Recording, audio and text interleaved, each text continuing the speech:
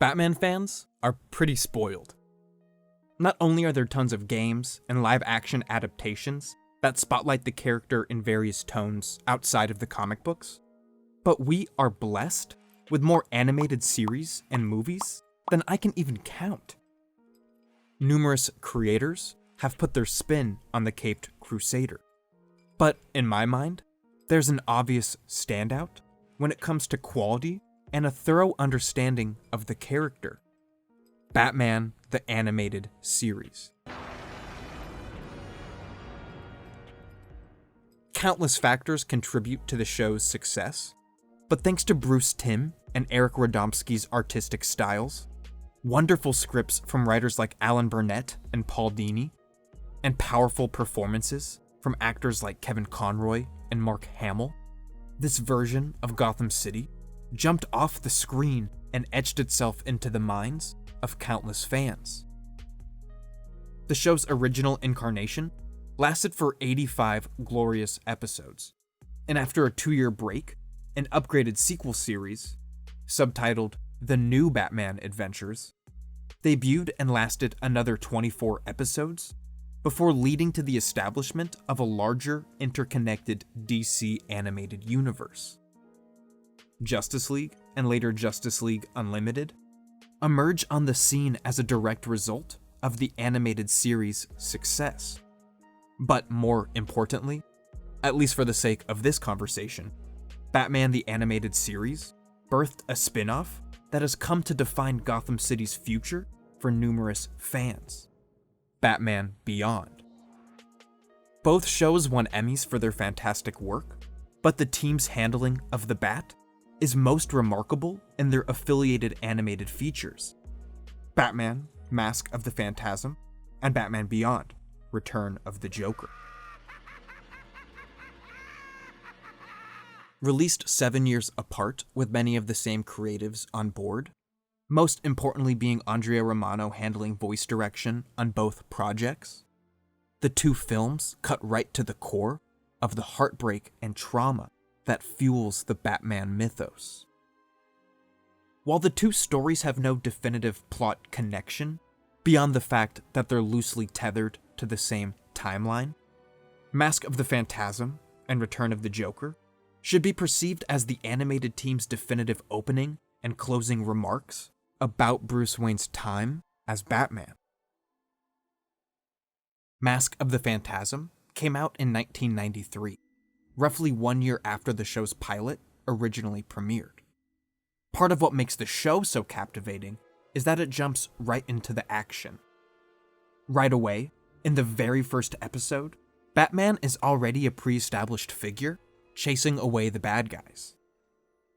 As the show progressed, viewers were given little glimpses at a younger Bruce's life as he overcame his parents' death and trained around the world. But the show always focused on concise adventures about an already established hero. In Mask of the Phantasm, on the other hand, fans finally get to see Batman's earliest days on the job. Borrowing heavily from Frank Miller's Batman Year One during flashback sequences, Phantasm depicts Bruce Wayne's descent into insecurity as he fails to put a dent in Gotham's crime. He may have known how to fight and was noble enough to put himself in harm's way, but Phantasm showcases that painful, awkward period before Bruce settled on bats as the symbol of fear he needed to add some oomph to his war on crime. In addition to the sense of inadequacy that Bruce puts on himself, Phantasm incorporates another set of complicated emotions that are powerful enough to give him pause: love and acceptance. I know I made a promise, but I didn't see this coming. I didn't count on being happy.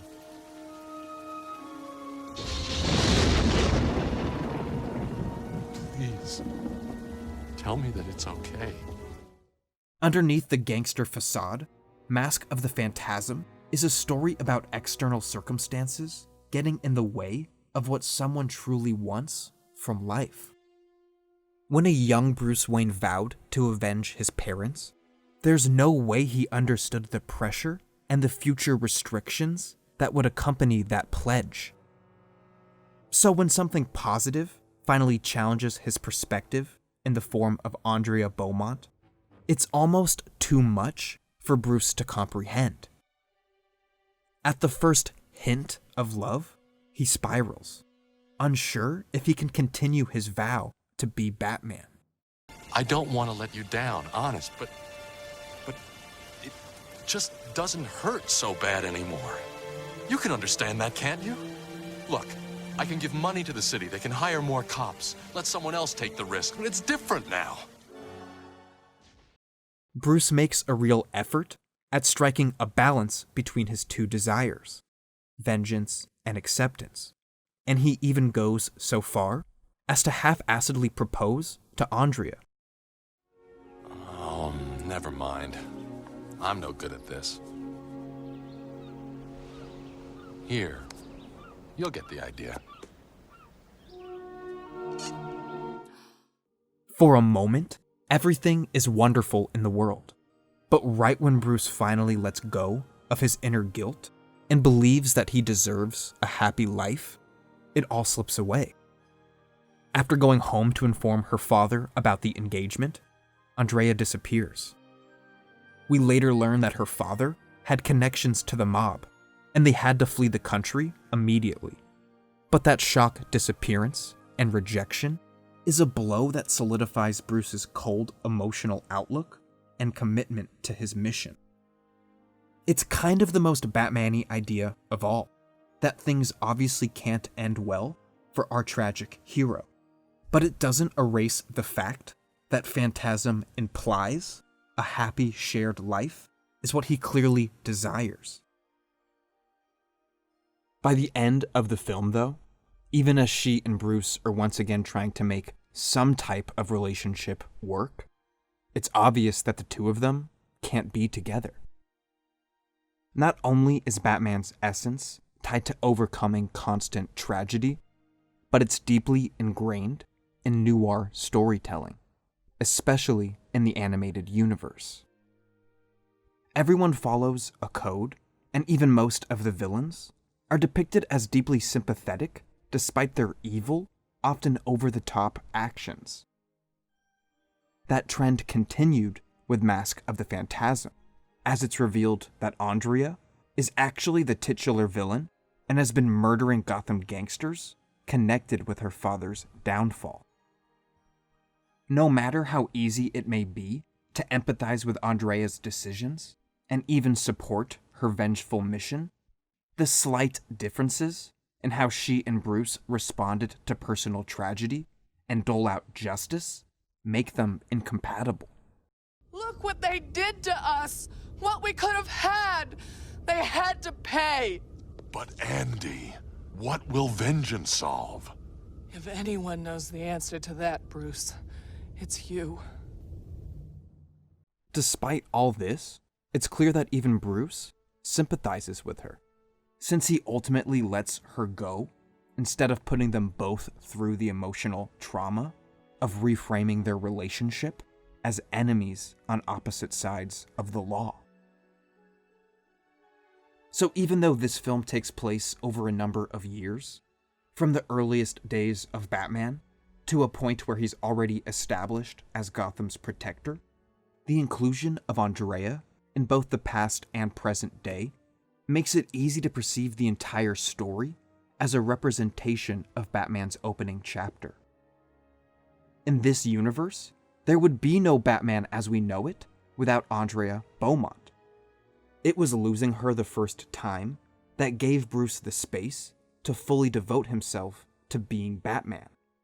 And as we see the two of them unexpectedly rekindle their relationship in the present day, Bruce is once again unsure about his vow. Might one ask what this bodes for your alter ego? I'm not sure, Alfred. It's the recognition that the two of them could never share a joyful, guilt-free life together that re-solidifies Bruce's fidelity to Batman.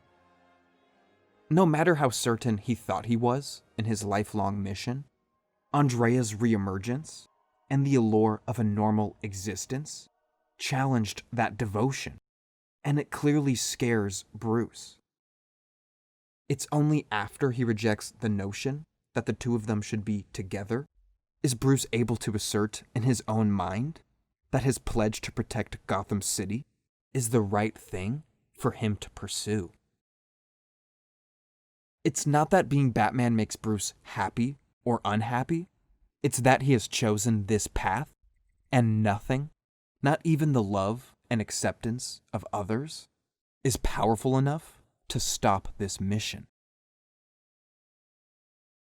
Despite Bruce's heroic ups and downs in the animated universe, it's clear he never recaptured that happiness he had with Andrea. As the years progress, his former allies start their own lives, and he ages into a solitary war on crime. But by the time Batman Beyond starts, it's clear his body just can't handle it anymore. Bruce's age may impact how he can physically protect Gotham City, but he naturally shifts to a mentor and protector role. Part Alfred and part Oracle, Bruce is the man in the chair, guiding his replacement Terry McGinnis when he's out in the field. But he's also the person encouraging a tired hero to get some rest and eat a healthy meal. You're not going out now. The night is young and so am I. I'd think a good night's rest might be more beneficial. Like you said, who sleeps anymore? It's not him physically fighting anymore, but his obsessive vow still guides him forward. And he feels as compelled as ever to do everything he can to protect Gotham. Probably not surprising for anyone, but the 2000 film Return of the Joker follows the Joker's return in a futuristic Gotham. In a lot of ways, Terry is the true star of the film, and it's the personality traits that distinguish his version of Batman from Bruce's that lead to Joker's downfall, but Bruce is the one whose mental state is under thorough examination in the film. While he's open to letting Terry into his life, by the time Return of the Joker takes place, Bruce's relationships with former partners like Barbara Gordon and Dick Grayson are essentially non-existent. The film's flashbacks shed light on his current solitude by revisiting a time during the new Batman Adventure series when Bruce wasn't as isolated and was likely feeling most fulfilled in his war on crime. Unfortunately, what helped him feel so fulfilled, the teammates that were lifting him and his mission up, were also the things that made him most vulnerable. During an incredibly unsettling sequence, audiences see the Joker kidnap and slowly distort Tim Drake's mind, turning the young hero into a Joker Jr. Sure, Joker loves torturing people for no reason, but he specifically targeted Robin as a way to permanently wound Batman. A lot of people look up to Batman for the insane physical acts this human being can perform. And yet, ironically, he struggles with one of the most fundamentally helpful things a person can do: simply support someone. A lot of problems can be solved with a swift punch or batarang, but it took Bruce almost an entire lifetime to figure out that he can help in fightless situations also. Part of Bruce's heart and brain will always be preoccupied with superheroics. But right here, when he starts to nurture the people around him, it's almost like he's closing the book on being Batman. The two films are linked in a lot of random ways. Phantasm is 76 minutes and rated PG, while Return of the Joker is 77 minutes and PG-13. Both utilize extensive flashbacks to recontextualize Bruce Wayne's past and ultimately depict B characters from those memories, reasserting themselves in major ways for the film's primary plot in the present. But most importantly, they both present the Joker as Batman's ultimate foe. It sounds obvious now, after Joker grossed more than $1 billion in the box office, to say that the character would show up in both animated films to get more people watching, but he didn't have to appear. The success of Batman Sub-Zero, and the fact Batman Beyond hadn't directly incorporated Joker until the movie, proves the creators didn't feel forced to include him at all times, but they felt it was necessary to use the Joker during these 2 snapshots of Bruce Wayne's Batman career. Obviously, his part is different in both films, but the Joker plays a key role in the hardening of Bruce's most solitary qualities. In Phantasm, it's actually a pre-bleach Joker who kills Andrea's father and sends her on a divergent path for vengeance, ultimately leading to Bruce being unwilling to let her back into his life. In Return of the Joker, it's the Joker's experiments on Tim Drake that cause Bruce to recoil even further inward and push away the few people whom he had allowed into his life. Batman may defeat Joker in both instances, but the emotional scars weigh on Bruce every day and compel him to continually dedicate himself to fighting evil. These characters and their warring values are truly larger than life, and they have a deep, twisted relationship that distinguishes Joker from Batman's other rogues. It's always personal with the Joker. Sure, he may want to destroy Gotham City in Return of the Joker, but more often than not, he wants to hurt Batman, dirty him up, and gloat in his face. It's not just about chaos. It's about one-upping your fiercest rival. And Return of the Joker shows that not even death can truly stop the 2 characters' symbolic war against one another. In fact, it's only after Terry proves to Bruce that he is capable of defeating a villain as terrible as the Joker does Bruce start to let go of that emotional baggage. It's the release that comes with the knowledge that someone else can successfully confront the Joker, the epitome of true evil for Bruce, that allows him to slowly move into his happily ever after. As if I haven't made it clear enough over the years, I love Batman.